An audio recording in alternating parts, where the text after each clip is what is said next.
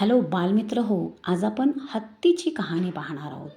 एका जंगलात एक छोटासा गोंडस हत्ती राहत होता. त्याला वाटायचे मी छोटा आहे, मी काहीही करू शकत नाही. पण एक दिवस जंगलात खूप पाऊस आला, जोराचा. सगळ्या प्राण्यांचे अन्न वाहून जाऊ लागले आणि त्याच रस्त्यावर एक मोठे झाड भले पडले होते. तेव्हा या छोट्याशा हत्तीने आपल्या सोंडेने हे मोठे झाड बाजूला केले आहे आणि सगळ्यांसाठी रस्ता तयार केला आहे.